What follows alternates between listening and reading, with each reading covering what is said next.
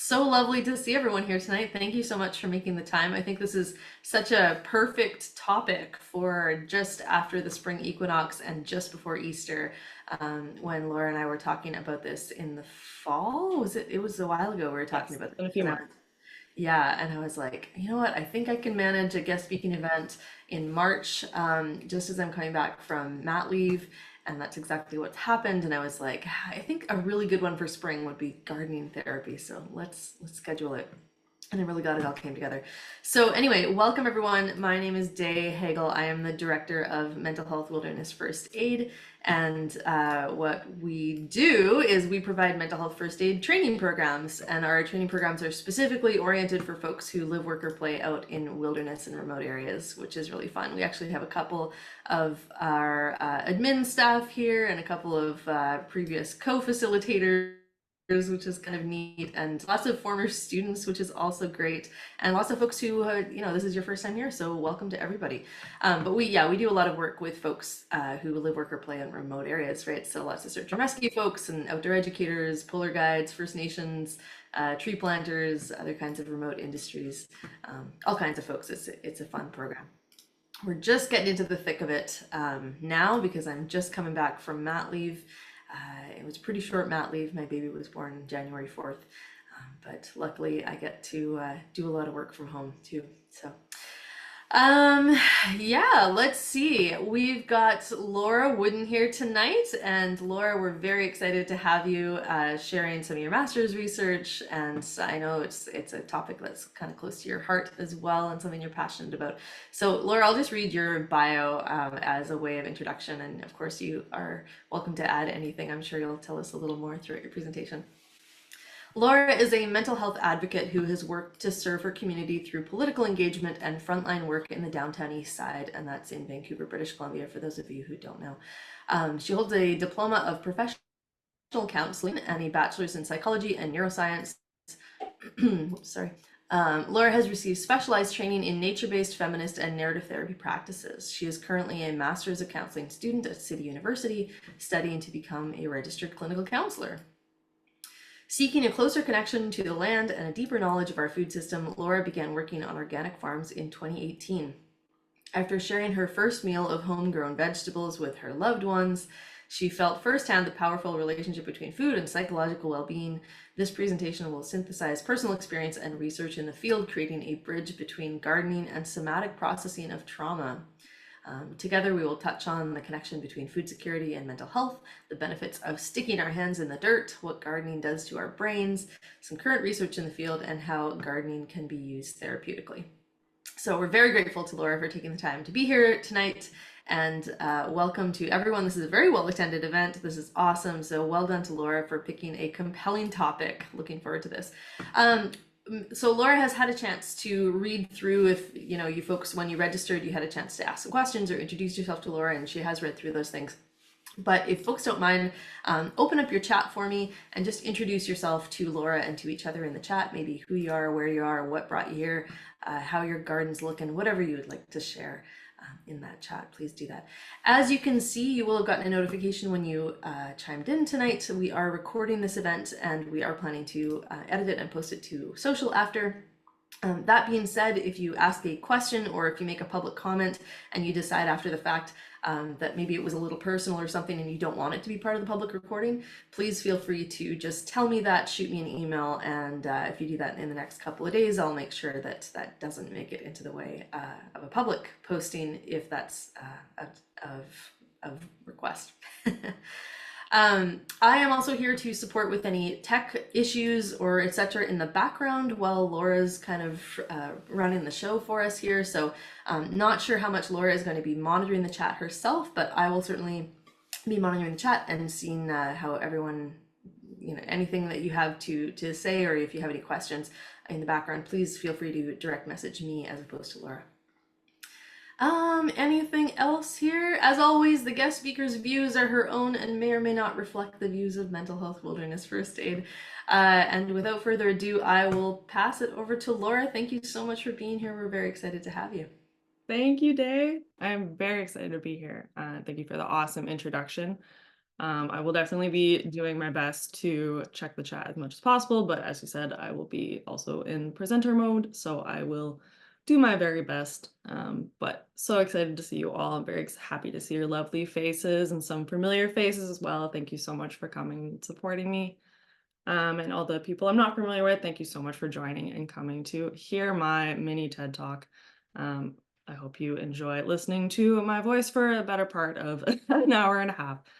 Um, so we're being joined today by some fantastic folks, many avid gardeners, mental health professionals, teachers calling in from all over. And I'm calling in from Vancouver, British Columbia, where I live with my partner. I'm truly grateful for this opportunity to share with you all this introduction to gardening therapy. And as you said, this has been a passion of mine for many years. And as they mentioned, this would not have come at a better time because spring is here for us on the Northern Hemisphere. And I'm sure I speak for many of us here on the West Coast of the gratitude for the longer and sunnier days, the excitement of starting new in our own green spaces and our spring cleanups, seeing the first spring flowers, and a beautiful transitional time, aside from my allergies, which are in full force, which I hope I don't share with all of you because they are not that fun. Okay. And before we get started, I just want to invite everyone to take a deep breath with me and just to help ground us all into this space. We want to place both our feet on the ground as well so we can feel a little bit more connected to the earth, and just take a nice deep breath here. And just to welcome you all into this space. Now, just bear with me one moment. I'm going to share my screen with everyone because I will have a PowerPoint presentation today.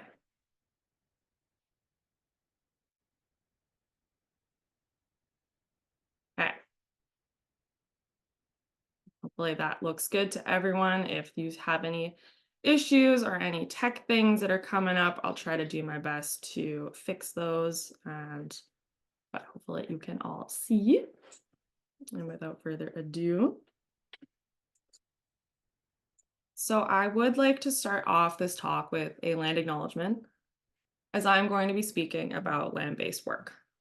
So when we're talking about land-based healing, it's really important for us to address whose land it is. And I invite all of you, if you'd like to share, to drop in the chat where you are calling in from. I'm going to post a link as well to a really cool website called nativeland.ca. Just give me 1 second here. Should be in the chat to everyone. It's a really cool website. You can enter your address into it and you can actually tell the history and the people of that land. And it's a really fantastic resource for learning more about where you're living. As for myself, I am living, studying, working, and gardening on the ancestral and unceded territories of the Musqueam, Squamish, and Tsleil-Waututh nations.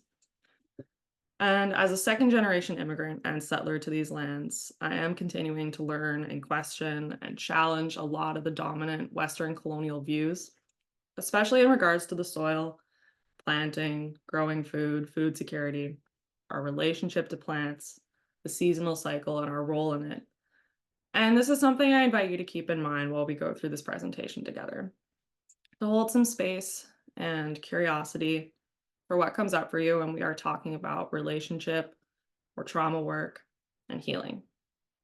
Especially if this is work you're interested in doing, there is so much learning and gratitude to be had and practice with these lands. And it's also okay to not have all the answers. I don't have all the answers, but I encourage you, and I'm continuing to learn and do research and to get curious and to get to know your community. So a little more about me. This is a picture of me kayaking in Banff. This is my most naturey photo that I have right now, so I've been using it. So they gave me a really fantastic intro, so I just wanted to spend a little bit more. As she said, I'm a student completing my master's of counseling at City University. I've been living on the West Coast for over 6 years now, and I'm originally from Ottawa, Ontario, which is the unceded and traditional lands of the Algonquin territory. My mentality has always been that before moving out west, I had very little connection to the outdoors. And upon reflection, I found that actually not to be true. I grew up inside a beautiful neighborhood in the piney forest of Nepean. I spent days as a young child playing at a park, exploring the woods, and playing pretend with nature's toys like sticks and rocks and mud. I spent way more time in nature than I consciously realized. After moving to the West Coast, I began to really tune into the natural world. With the mountains and the ocean and the breathtaking old growth forest, that was truly awe inspiring. So I threw myself into the world of camping and outdoor recreation to explore this big new world of mine. And in 2018, I was completing my diploma of counseling, and I met a classmate who was talking about a large greenhouse that he owned where he grew some spinach. And he was getting older and he was wanting a career change. And at that time, I could not tell you why, but I absolutely undeniably needed to ask him if I could help him grow that spinach. And he said no, but the young family that had just bought the farm down the road are going to be taken over and they're looking for to hire someone. And then I was endlessly determined. I said hi to this family. I have zero gardening experience and I don't live nearby. Can I work here? And they said yes, which was great. So for a year and a half, I essentially became an organic produce farmer apprentice. And I can remember the day when I realized why I had been drawn so much to this. I was hunched over the field, weeding through a sea of mixed greens. I was consciously tuning in to the first time I'd ever heard a bird flapping its wings as it was soaring over my head. And I could smell the spice of mustard and arugula leaves, and my hands were dirty and gritty. My fingernails were black, and I realized that this is exactly what I wanted to do and share with people. And it has been such a journey since then into learning why that moment left me feeling so complete. I also wanted to touch on the language behind the choice of words, gardening therapy. I am a learning therapist who incorporates gardening and nature-based techniques into her practice. I'm not currently, by designation, a horticultural therapist or associated with the Canadian Horticultural Therapy Association, which is why I don't refer to this talk as horticultural therapy. But they're an incredible resource and community for anyone interested in this field, and they have a multitude of courses on their own to explore. So I don't want to get too caught up in technicalities of the wording for this introductory talk, and I want to make this as most accessible as possible. So the trade that I'm referring to as garden therapy is going to be looking at connecting counseling skills with creative practice of gardening. And I say creative because truly there are endless ways to find self-expression through gardening, as it's not just a reflection of nature, but it can be a reflection of ourselves. There's endless forms of meanings, interpretations. It is an art form. And this may not be a typical way of looking at the big patches of dirt or little packets of seeds, but when we, the gardeners, interact with them, there is a kind of magical artistic collaboration. So this is a bit of our agenda for today. So I'll talk a little bit about what I want to share with you all, and then we'll learn about what is nature-based therapy, which is the umbrella where garden therapy falls under. We'll look at the different types of relationships that we can have with our gardens, being either passive or active. What happens to our brains when we're gardening. We'll look at a little bit of science as well. And we'll talk about some mental health and food security, some techniques for therapeutic gardening, what makes gardening therapy versus just gardening. And I also may or may not have time. I have a mindfulness exercise at the end. If we don't have time, I will just sort of go over what the exercise is and send it home with you. But hopefully we do have some time at the end. And yeah, please, if you have any questions at any time, feel free to use the little raise your hand reaction. I will do my very best to see that and answer. And I know Day will support me if I miss those things. So thank you. Okay. So what I want to share is the knowledge and understanding at an introductory level of the benefits of gardening therapy. The intention here is to provide an overview and identify some potential points of interest, some current research regarding the science and mental health impacts. a few tools and tricks for the gardening therapy profession, ways to connect more mindfully with your own garden, which I'll do through the exercise. And I'll often be using terms such as the practitioner, the therapist, the client, as this is a therapeutic conversation. But I do hope some of these takeaways can be helpful for your own mindful connection to plants and the land in whatever capacity fits for you. And please, if anything's not clear, yeah, just questions anytime are welcome. So what I don't intend to talk about with this presentation is what and how to eat. This is not meant to be a diet lesson. It's not meant to throw shame or anything at anything someone chooses to eat. Life is busy, it's challenging.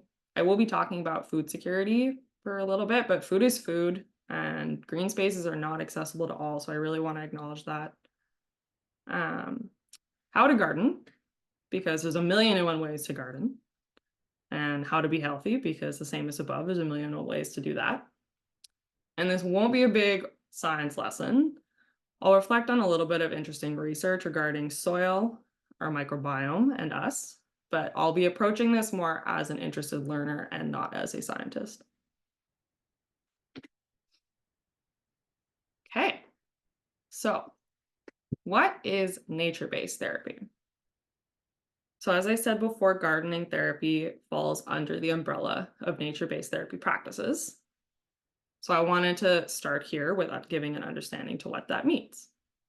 So in simplest terms, nature-based therapy is therapy that is located in both the space and place of connection with nature.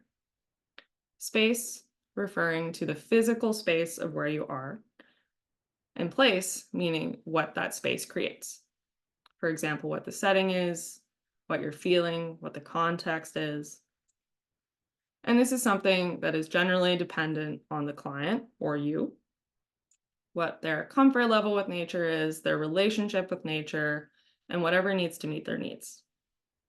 Relationships are so important here for everyone and everything, and are the guiding force behind what is the most meaningful and impactful way for someone's healing work. I'll speak up more about these types of relationships with nature, and I invite you also to sit for a moment of internal curiosity and ask yourself to explore your current relationship with nature and maybe where you'd like it to be if it's not aligned with where it is now. With that being said, it is important to recognize that because we have a relationship with nature, nature is part of the healing equation.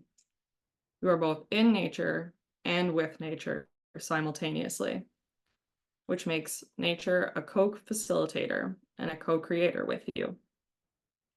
It's not just a background or a setting or a static entity to do therapy in. Nature is an active participant in the therapeutic process. And what this means from a counselor's perspective of ethics, as we as counselors all abide by a professional code of ethics that guide our actions, is that nature is deserving of respect and dignity. All parts of nature, both plants and persons, are regarded under the umbrella of ecological dignity, meaning respect and care for all things should be incorporated into counseling. Nature-based therapists seek to form a relationship between the client and nature and consider nature an independent co-facilitator of the process, which is aligned with intention. I want to mention someone named Nevin Harper, who is someone who is a renowned expert and researcher in this field. And I recommend, if you're interested in learning more about nature-based therapy, to read his articles and do some research as well. I will drop a link to his website. He has been impactful at bringing to light that nature is an entity that communicates with humans through evolutionary coexistence, through metaphorical and symbolical meaning making, and through direct impact on human psychology and wellness. Nature can be highlighted as a relationship to enter with integrity and as a conscious undertaking. And I will post a link if anyone is interested, because he's definitely someone that is worth checking out. So now that we know a little bit about nature's relational role, we can ask ourselves, What kind of relationship do I want to have and would best suit my needs? Or as a working professional, the needs of a client? And what does that look like in a garden, where typically we are interacting with, changing, and creating in this space?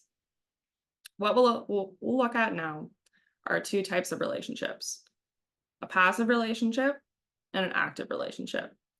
And both have their own important place and healing benefits.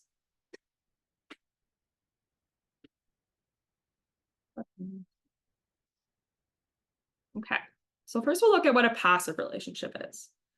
So, in its essence, it's one where we're experiencing nature immersively with our senses. Developing a passive relationship in a garden can involve anything from observing flowers and plants to aromatherapy to bird watching. This can also be done with something called a sit spot.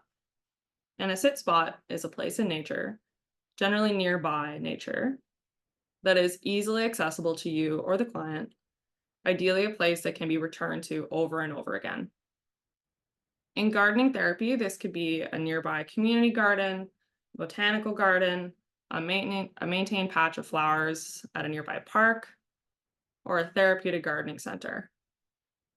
An important factor here is feeling safe and building and forming an attachment to a particular place, somewhere you are able to immerse yourself in sensory awareness, self-reflection, and develop a resource in self-regulation.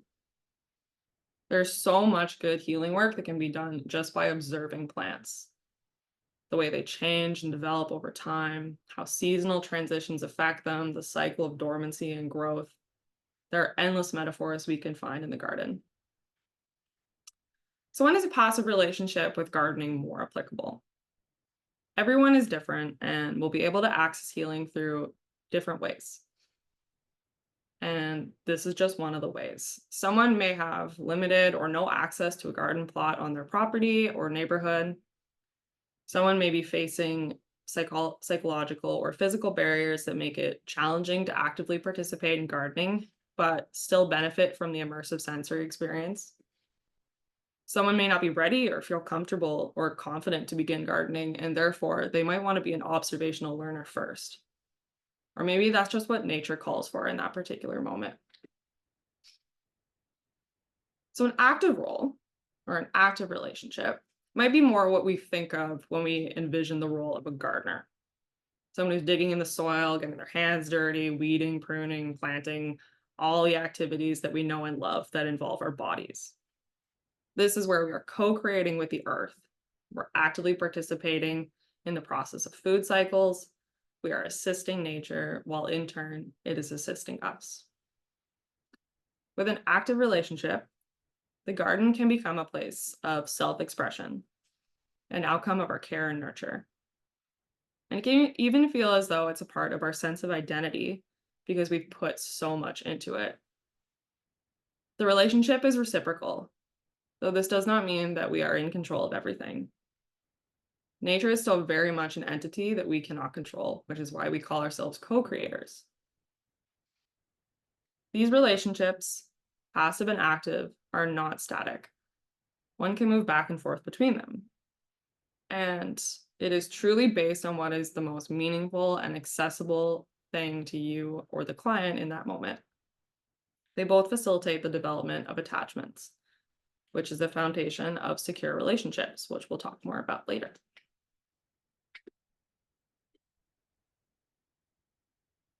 So I wanted to take a moment here as well just to pass on some reflection to you and invite you here to take a moment to think about a time when you experienced a passive relationship with a garden, a time when you were in the role of an observer, using your senses and how you felt in that moment. Or, if you would prefer, or this feels more accessible to you, a time when you're experiencing an active role with the garden. And what were you co-creating? See if you can remember how you felt in that moment of action. And if you'd like to, you're welcome to post this in the chat as well if you have anything that you'd like to share about either of these types of relationships.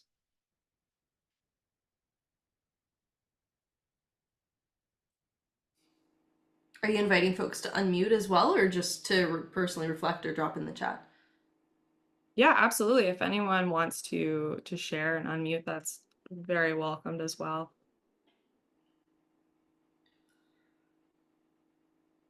But no I was just pressure. reflecting how my husband's more the gardener in our family, but we had this beautiful garden in our first house that we lived in, where our first child was born and stuff, and just the ability to sit out there and share a cup of tea or share a family meal together and be surrounded by this landscape that's like partly natural and also partly he has created it himself, right? And so I guess for me that was more of a passive example, but for him it was a very active one. But as a family, it Mhm. was really immersive, and yeah, beautiful Yeah. feelings and beautiful Yeah. memories out there. Meredith, or sorry, back to Laura. Yes, Meredith. Oh, you're just muted.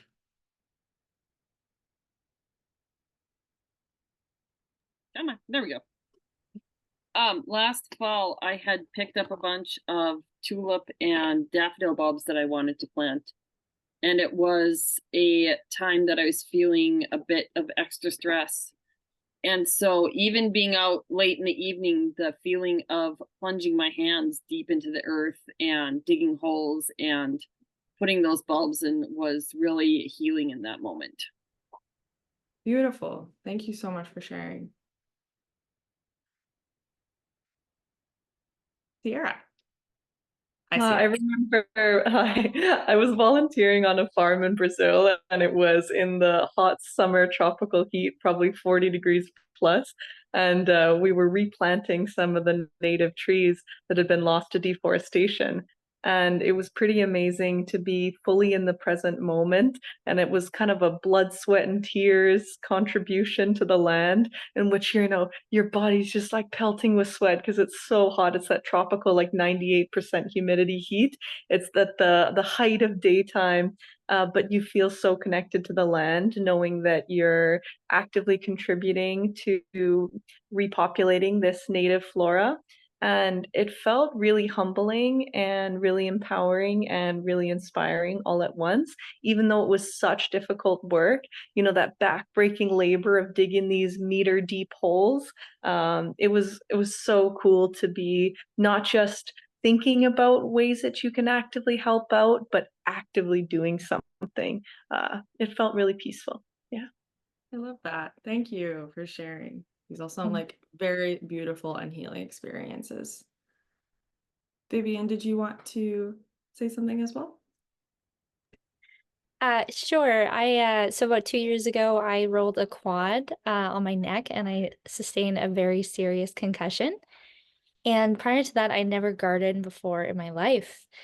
Um, and I started gardening as my therapy physically and emotionally. And so with an autonomic nervous system, my C1, C2, all the damage, I could not get down to that self-regulated until I gardened. So it was this really amazing opportunity to just sit and watch the flowers and build this project. And now I'm an avid gardener, never looking back.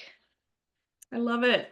And I love that you mentioned the autonomic nervous system because we will touch on that as well. But thank you for sharing your experience.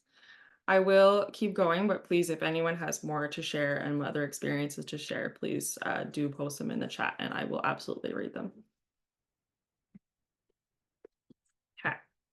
So we're going to learn about a little bit about our brain on gardening. And this is actually where we'll talk about the autonomic nervous system. So thank you for prefacing that. Okay. So many of our gardening activities, from digging in the dirt, even to smelling a flower, helps to release stress and anxiety by activating the part of our nervous system that lets us know that we're in a safe and calm place. This is called our parasympathetic response system. It is a part of a larger nervous system called the autonomic nervous system that we don't have direct control over, that is responsible for things like heart rate, digestion, breathing, blood pressure, and arousal. Inside this larger nervous system, we have our sympathetic response system. That's our response to threat. You might be more familiar with it as our fight or flight or freeze response. It signals, hey, I am in danger. We also have the opposite, which is our parasympathetic response system, our rest and digest, or our tend and befriend. When our parasympathetic system, our tend and befriend, is activated, when we're digging in the dirt or smelling a flower, we are left feeling calmer, lowering our levels of cortisol, which is our stress hormone, feeling at ease, and it helps to turn off our threat response to signify, I am not in danger. When we are to take on an active role, where we are digging, weeding, pruning, all that good stuff, this can have the added impact of somatic processing, including controlled ways of expressing aggression and anger, processing our trauma response, and grounding us by literally touching the ground. Over time, this continuous activation of our parasympathetic system, our tend and befriend, we are able to build resilience to stress, anxiety, and depression. And people often use words to describe the feeling of being with nature as free, lucky, happy, joyful, unified. Gardening also gives us an opportunity to learn new things, to play and create, make mistakes in a contained and safe manner. And this is all said to help improve our memory and even to increase neurogenesis, which is the birth of new neurons. All of this helps to contribute to the body's natural balance and well-being, both on a microbiological level and on a mental health level. We can find a way to mirror our sense of self in nature, relating to the seasonal change, the life cycle, plants, and develop self-compassion and a sense of purpose, finding meaning in something that is bigger than ourselves.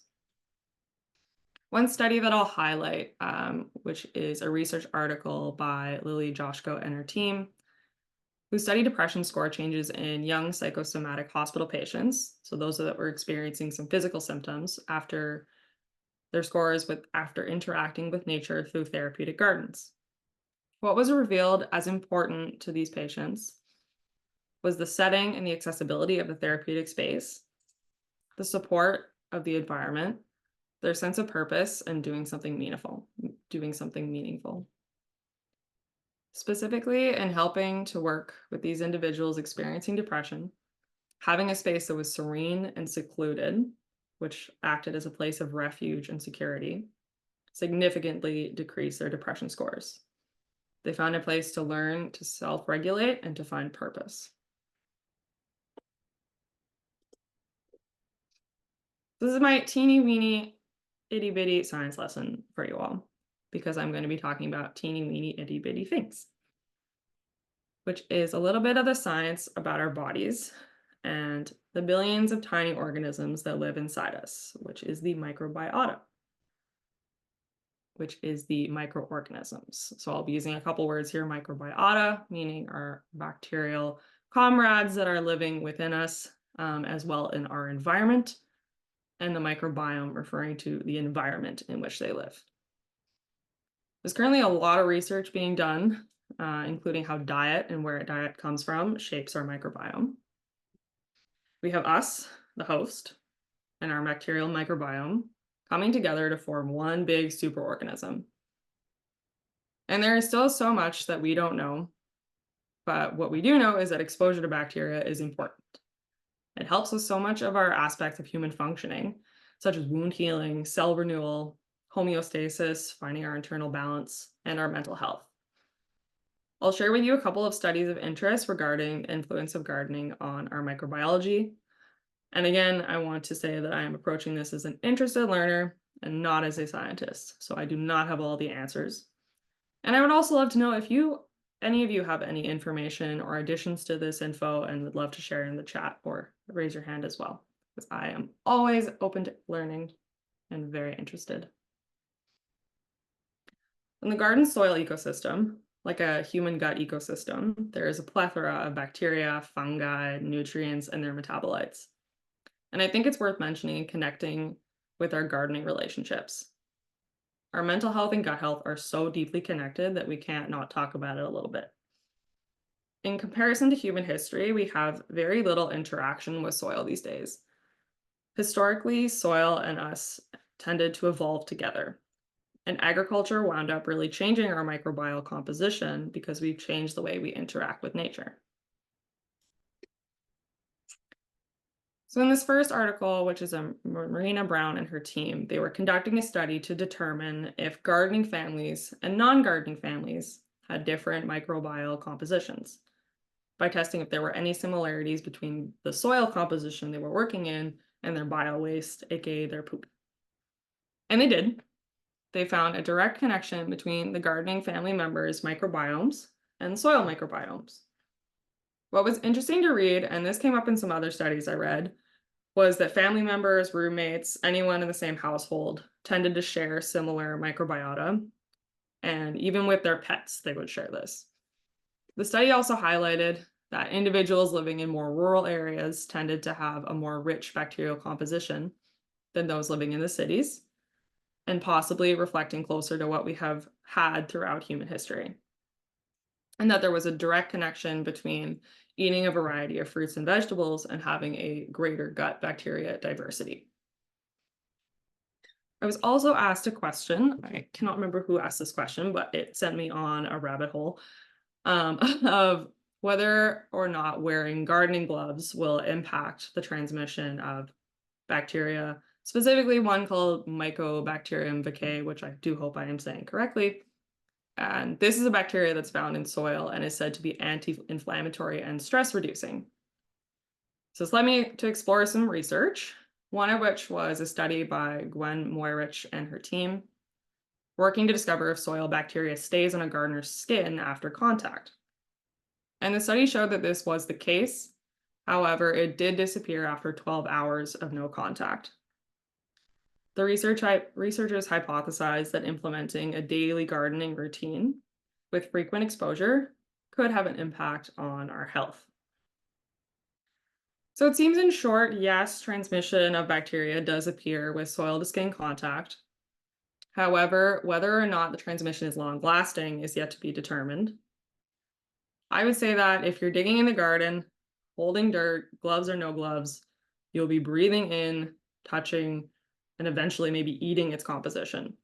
So I wouldn't stress too much about whether you're wearing gloves or not. As a therapeutic tool, gloves can be helpful for the factor of containment and safety, and can even be an anchor to the therapeutic session. AKA, I've got my gloves on, now I am a gardener. I know for me, it makes picking up moving worms and bugs a whole lot easier. So depending on the activity, I am a gloves on kind of girl. And the totality conclusion of my research, yes, what we eat and where it comes from does influence our bodies, and in some cases, positively influencing our little micro beings. But whether or not the immense diversity of bacteria found in soil had a direct correlation with a positive impact for people, it's yet to be fully determined in my understanding in the realm of science. Microbiomes also vary day to day. They vary per individual. They can be varying by the diet. If you have a swimming pool, there's so many factors to consider. So it's hard to have a controlled study to break this down. However, in my personal experience, and I connect this to a workaway that I did for a month when I was strictly eating produce grown on their organic farm and other locally sourced food from their community, my gut health significantly improved, which in turn improved my mental health. So I want to tune into that feeling, and I want to honor the way that you folks may feel when you're experiencing different diets, eating from your garden, eating locally grown food versus food from the grocery store, being out on the land versus being in the city. If something makes you feel good, makes your body and your gut feel good, that's something important to tune into. Because the impact of gardening therapy involves tuning into our bodies to feel. So this is a little bit on mental health and food security.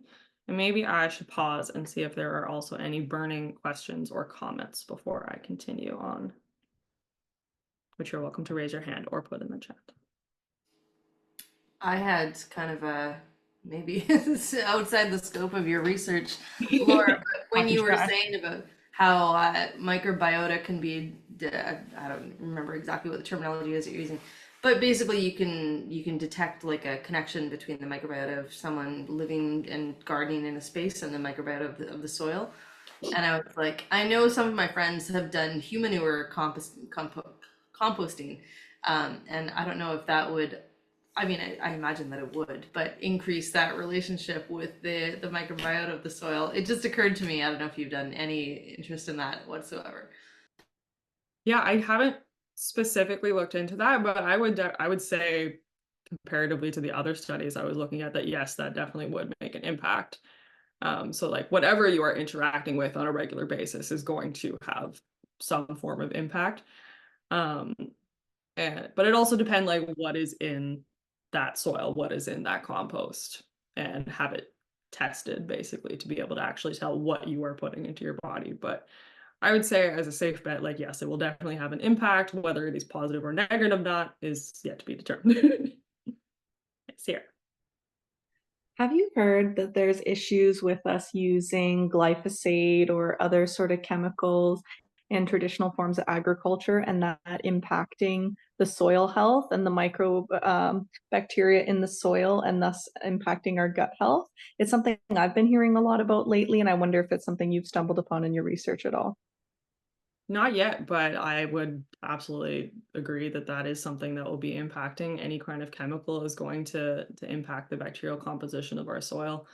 And what it's doing, I can't speak to.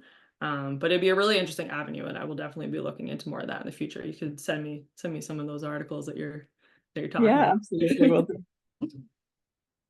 Thank you. Okay. Okay. So, looking at some food security stuff. So, one of the benefits that comes from an active relationship with gardening is the ability to connect to and be a part of the food cycle. In addition to therapy itself, gardening also facilitates the learning of skills with visible results, which can help us connect to a greater level of self efficacy, meaning our internal belief of our capacity to accomplish. When we are able to literally experience the fruits of our labor, our capability to reach a desired outcome grows, one that we can share with others, and this allows us to develop a sense of self sufficiency.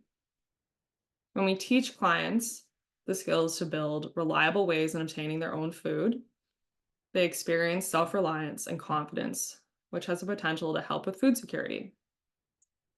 In learning the skill of gardening, we are reclaiming ownership over the satisfaction of one of our basic needs as humans: eating and nourishing our bodies, that many of us living in large cities might be disconnected from. We go to the grocery store, we call Uber Eats, HelloFresh, which there is nothing wrong with because we live in a very busy society. We have a lot of different priorities. We may have little access to green spaces where growing food is possible. And being able to order a week's worth of groceries with the push of a button is convenient and helpful with life stressors. And there are many factors that contribute here, such as where you live, socioeconomics, time and space availability, and other basic needs that come first, having shelter security, or even just a general disinterest in gardening. This is not the only way to feel self-sufficient, but it is one way, and it can be a very powerful way. I know in my experience when working on that organic farm for my intro that supplied some of the nearby restaurants, I felt that firsthand. As my boyfriend and I ate at one of these restaurants, I was staring at my boyfriend's dinner plate with fresh salad greens on it. I was gleaming from ear to ear that I was about to feed him and many others the lettuce of my labor. I'm sure it was very annoying that day. Kept telling him, I grew that with every bite. But I can't begin to fully describe the pride and the sense of nurture and the sense of accomplishment I was experiencing. I was feeling that emotional connection to my produce. An emotional connection to our produce, we value it more and we find it more appealing. It's almost like a spiritual connection to our food. When we feel secure about where our food is coming from, we are able to focus on our other needs. And a beautiful thing about gardening is you're not just satisfying the most basic of needs, food. You're also satisfying relational needs and feelings of accomplishment, creativity. When we're able to find meaning and connection to the food cycle itself, it's more than just your stomach that becomes satisfied. Food security, in the sense of understanding what is locally available to us, understanding where our food comes from and what's involved in that process, and being able to pass along this knowledge and skill sharing can be really important. And in horticultural therapy, this act of skill sharing and developing skills can be known as vocational horticulture, where the teaching of tangible skills are taught and applied. So I think where I want to end this section is just the need for more community gardening spaces, which can have less overhead costs than starting your own garden plots at home, and programs within our communities that are providing food to their local community. There's a couple that I'll highlight here in the Lower Mainland, Vancouver area. One is the Edible Garden Project on the North Shore and Garden for Food for Thought in Kitsilano. They're both working to provide locally grown vegetables and produce to their community. And I will post both those websites in the chat, so you are welcome to give those guys a look if you're interested and in the area. Meredith says farmers markets. Absolutely. That is another one that's just getting to know where our food comes from. And I think that's where that first step of understanding what food security is and means. I just have this in here. This is Maslow's hierarchy of needs. Is there anyone that is unfamiliar with this image here? I won't spend too much time on it. It's very straightforward. What I just wanted to highlight is you have our physiological needs at the bottom. These are our basic needs, and all the way up to the top of self-actualization, which is achieving one's full potential. Arguably, this is a bit outdated. This was made in the 50s. So, there's been a lot of new info that's come out since then. And I don't think it really reflects the understanding and importance of relationship and socialization, which is arguably one of our basic needs. But it does show that food is not something that we can live without. So I just wanted to have this here to highlight that that part hasn't changed. And knowing where our food comes from is the first step towards food security.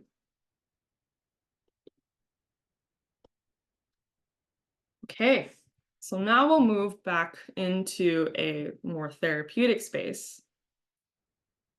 And I'm going to talk about a few of the therapeutic gardening techniques and what we can actually work with and find in our gardens when you're working with clients and doing this therapeutically.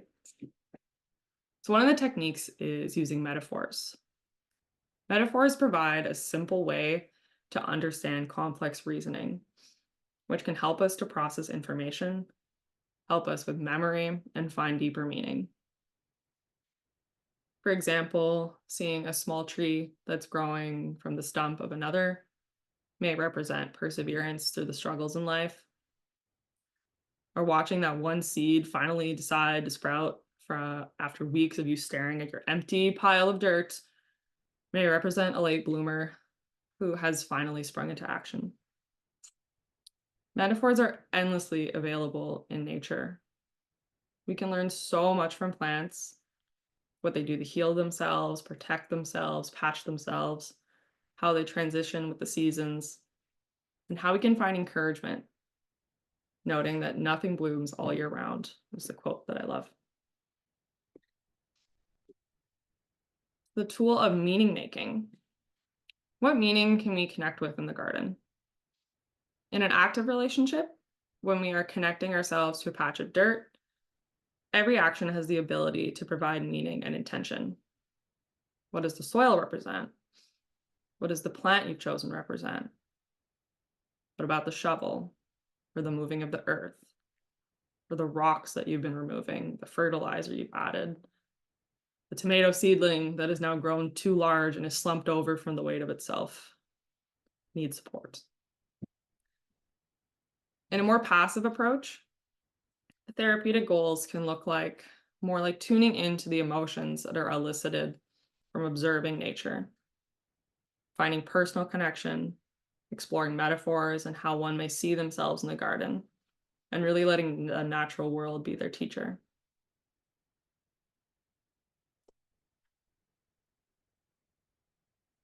So, place attachment. And this can be done through both a passive or an active relationship, both on your own and both therapeutically. So this is associating the feelings of peace and tranquility, which inspires emotional attachments to the garden. As humans, we are biologically encoded to attach through the specificity of smells, textures, sounds, and pleasurable feelings. Places can evoke feelings too, and gardens are particularly rich in sensory pleasures. Attachment to a particular place can provide a greater sense of well-being, a place you can turn to when you're feeling stressed. So it's similar to John Bowlby and Mary Ainsworth's theory of attachment, which is that relationships we form with our caregivers in early childhood have an intense and significant influence on the way we are able to form relationships with others.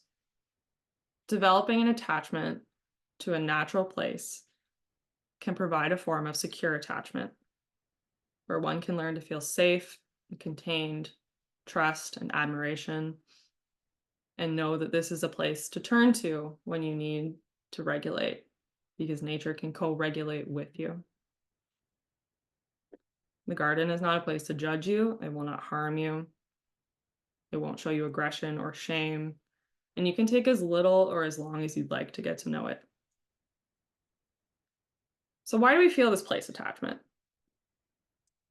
There's one theory that's put forward called the calm and connection theory, which states that our oxytocinergic system, which is our love hormones, are activated when we are in a natural space that provides peace and security. Oxytocin is released, which helps us to form secure attachment based in trust and well-being. And this can even be a catalyst for learning to develop effective coping skills for stress, such as self-regulation and their place of safety.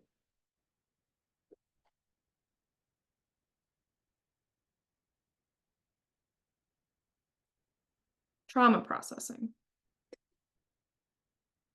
Through passive and active engagement, the garden facilitates relaxation and restorative effects. It provides a flexible environment to support individuals from diverse life experiences. When gardens are used to address mental illness, they become something other than a place to get treatment. The garden can represent a dynamic environment and shared resource that allows individuals to engage directly with the plants, to learn from others, and to have a collective purpose. With recovery goals related to mental health, the garden allows individuals to advance these goals in an everyday environment rather than a setting that is medicalized or illness-oriented. To provide a deeper understanding of the garden's therapeutic role, I want to touch on the relationship between trauma and rituals, and how gardening relationships can help individuals regain some control over difficult situations. Gardening is an action that requires regular intention and intervention, which include watering, weeding, harvesting, or in a passive relationship can also just be visiting, and provides people with the opportunity to witness the seasonal and environmental changes. This can take place as symbolic interaction with green spaces and can be a tool for empowerment over a traumatic incident. Gardens can become a junction of culture and spirituality and creativity. And taking on a gardener role allows one to gain some control over the interventions and meanings, while still holding space for the uncontrollable. When doing trauma work, it is important to take things slow. And that's what gardening is all about. Nothing happens quickly there. not the growth of the plants, the weeding of the beds, the endless ability to experience it with our five senses. And having a sense of containment can create a feeling of safety for clients. And this can be done metaphorically, such as attaching meaning to a planter box or a raised bed, something with four walls, a container. This can be done literally through walls, wooden fences, walking through a vine-covered pergola, or through a path of berry bushes to reach the garden. This is what containment is. It's to enter into a safe place to explore and learn and slowly begin to work with trauma.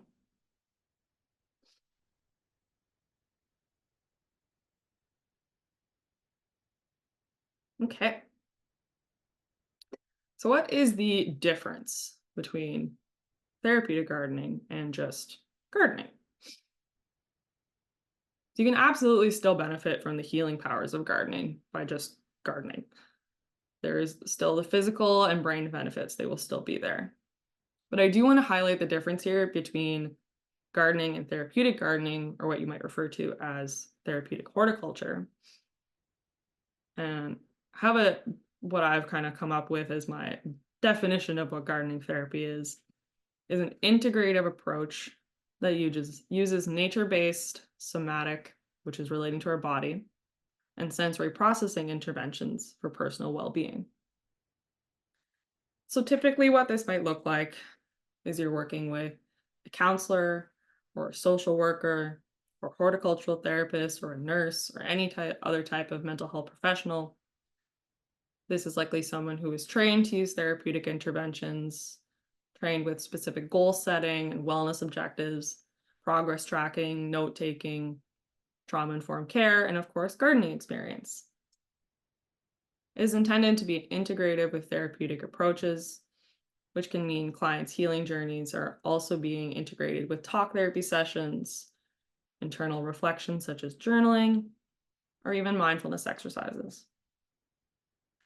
Often sessions can be pre-planned by the therapist, and there is a healing intention. With group work, a therapeutic garden is a social environment intervention, which can be a junction of food production, a sense of community and green space, where social involvement and social support can be pillars of healing.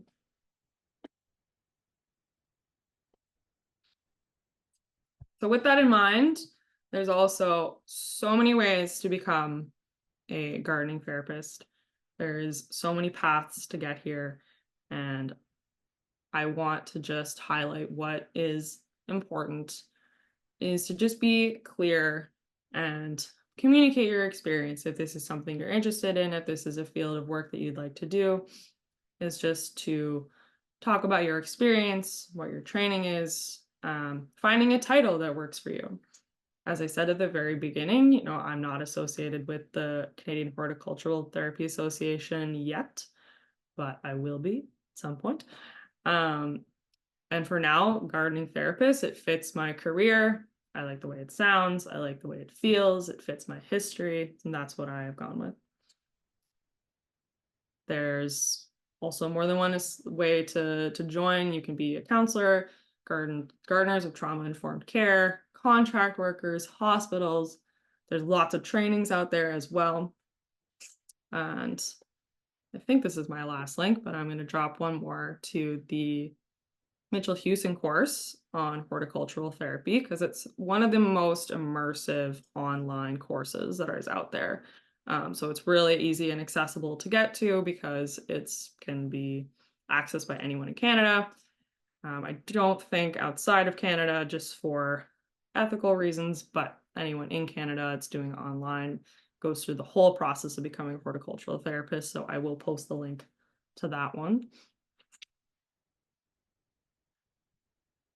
And as well to the Canadian Horticultural Therapy Association.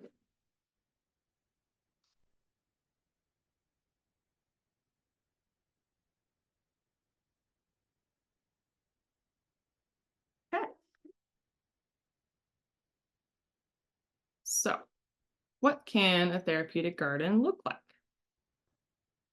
This is not an exhaustive list, which is rather just some elements and additions to consider if you are ever visiting imagining or even designing a therapeutic garden space.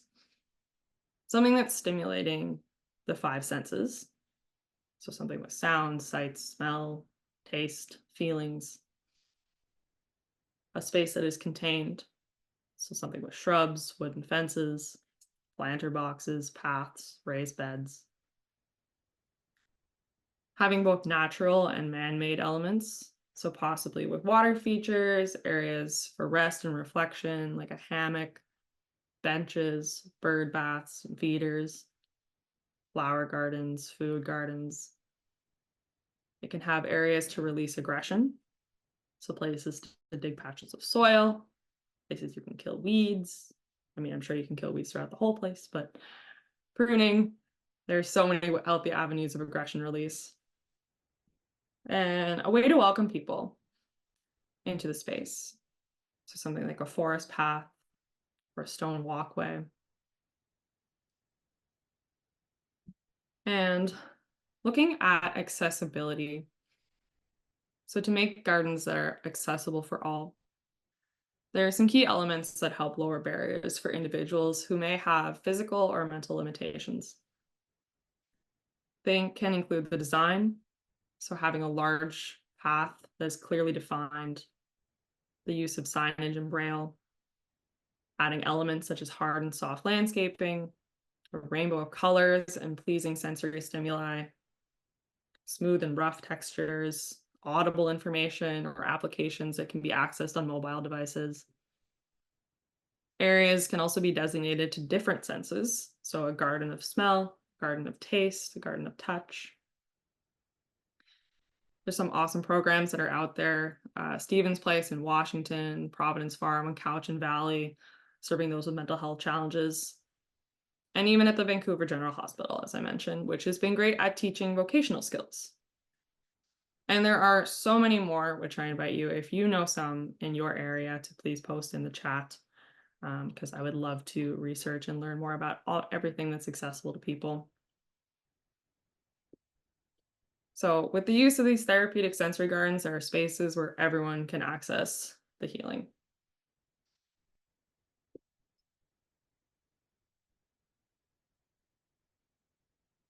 Okay. So we got about 20-ish minutes, I think, 25 minutes. Where was this place in Washington? That is, I will find that.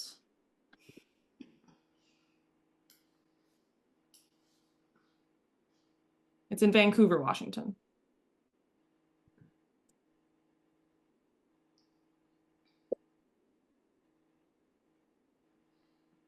So I have a couple handouts that I've sent to Day, and she will email those out after the presentation. I do want to leave some time for questions, so I think what I'll do is I will just go over the activity that I have sent out to everyone. What it is a mindfulness exercise. I've called it the Mindful Garden. And this is something that you can do on your own, and all it involves is yourself and your imagination. And this is going to be just a little bit of building some conscious awareness and taking time to sit and learn with all of our senses. And we can practice this in our own imagination because it's all about being present and tuning into what we feel. And I will see if I can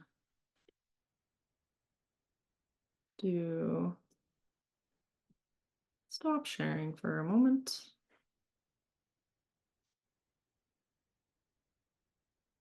And show you guys the sheet.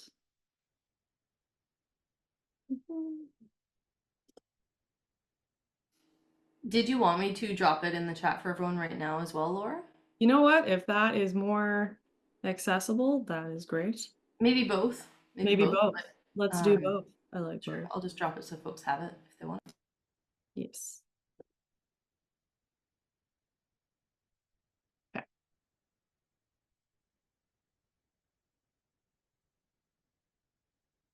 So this is essentially a mindfulness exercise that you can do. And what it is using our imagination to either create or reflect upon a garden space that you either know or one that you're building in your mind that invites you to a feeling of that safety and containment that you can tap into. And this can be, as I said, something that is real or imagined, and a place that you can revisit anytime you like. And whenever you're feeling stressed or anxious, this can become a resource. So I've created some prompts. You can also create your own. But what's really important here is tuning into the feeling and taking time to sit with each of these prompts. It can be as descriptive or simple as you like, and going through each of our five senses. So the sights and the sounds and the smells and the tastes and the feelings of the space, and sitting for each moment and really thinking about how it's making you feel. So as you enter the garden, when you're looking around the garden, what do you see? When you're listening to the garden, what can you smell? Are your favorite flowers there?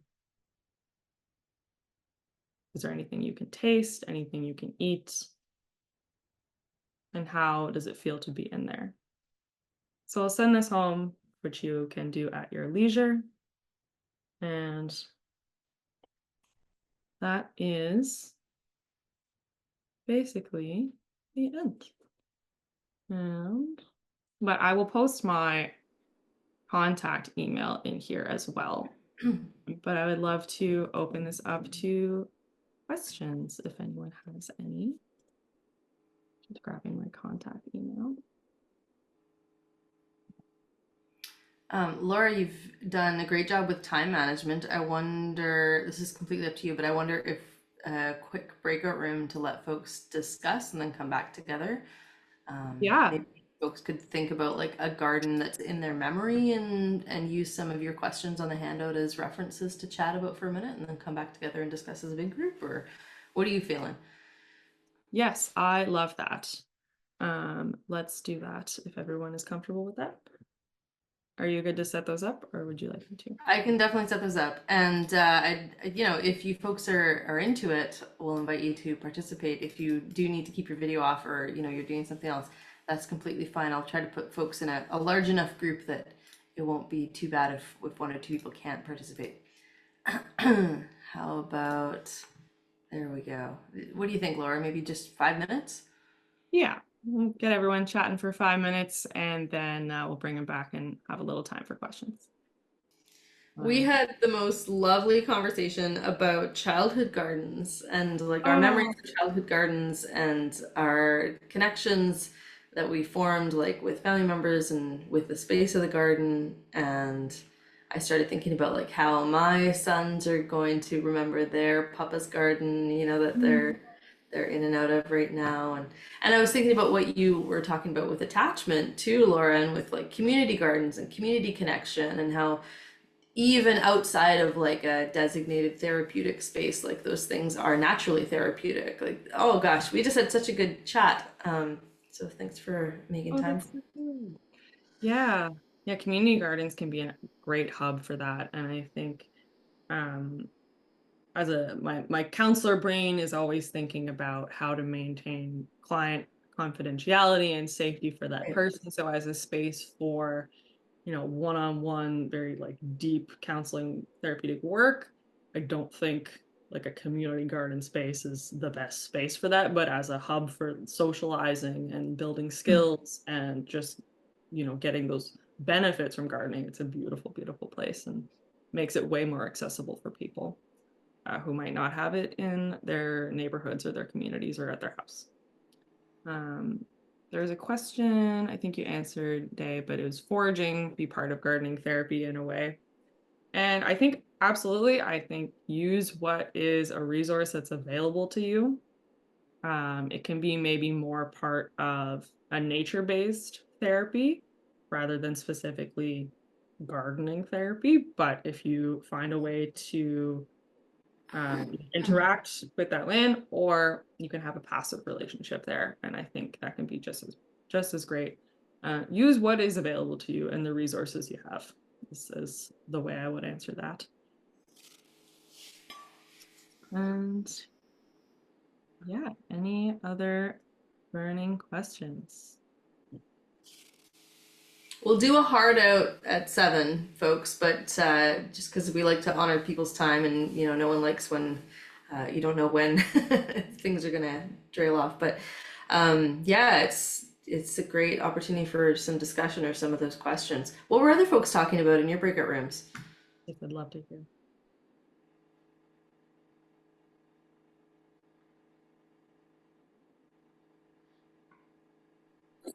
We spoke about Leanna was telling me that she was a guide for she's an outdoor guide and a cave guide and works with kids. And I asked about if it's true that the young generation is all iPad babies and completely disconnected from the land, or if people are a little bit more in touch with things because we're on the West Coast, Best Coast.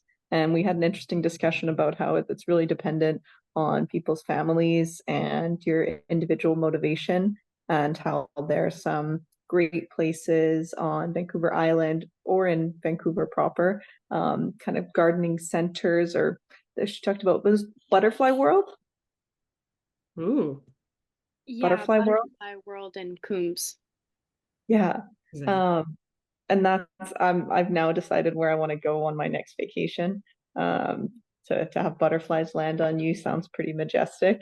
And it seems like it ties in pretty well to that nature-based therapy where you're not necessarily gardening, but you're in a natural space and you're part of that whole ecosystem and you can kind of feel one with it all, which is a very peaceful, enlightening experience, I think.